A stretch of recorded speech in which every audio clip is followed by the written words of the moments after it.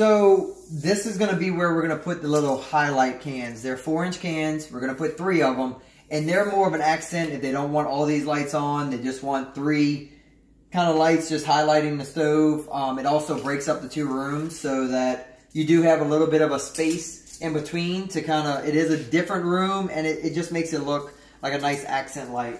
We're going to put 3 can lights, 4-inch smaller cans above here.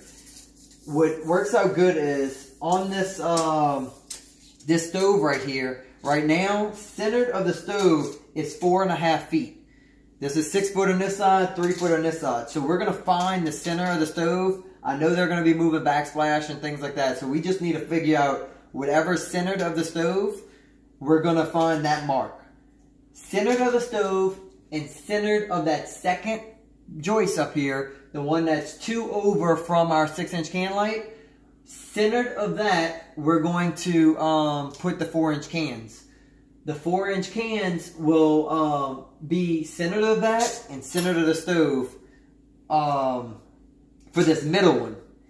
Once we find that middle one, we're going to go 2 foot in each direction. So we're going to take one, go 2 foot this way, which will be about 2.5 feet. And then we're going to go 2 foot this way, which would be about 6.5 feet from the wall. Like I said, some measurements may change because of that wall. But for the most part, if you're at 54 inches, add 24 inches this way, minus 24 inches that way. If we're at 55 after they remove some stuff, just find the center of the stove and then go 2 foot on each side of it. So that's these 3 lights that are going to go here. For the 4-inch cans above the sink, because of this center joist, we're going to do 2 cans so that we don't just have one off-centered. We're going to do 2 4-inch cans.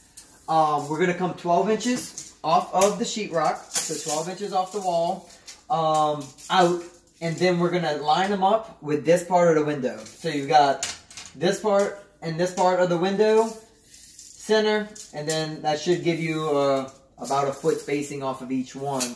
That will give you your 2 lines just to follow, and it'll be directly in between the cabinets. But enough spacing where we're not staying in the middle of the joists. It's going to be a little bit wider, but it's going to make it look like the lights aren't bunched up, which would be, like I said, perfect spacing for these 2 lines right here that we'll line them up off of. And then the switches are going to be the switch for both of those. For both of these will be in this wall right here. So we'll probably be getting rid of this under cabinet light switch.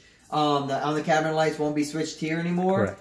This will be dishwasher disposal and your lights for here and lights for here. It will be up to you if you want a 3-gang switch here, since you're removing all this and having dimmers. You can't do a dimmable stack switch that I know of, so you may want to do dishwasher disposal and 2 lights with dimmers on it. Okay, so I think that's it.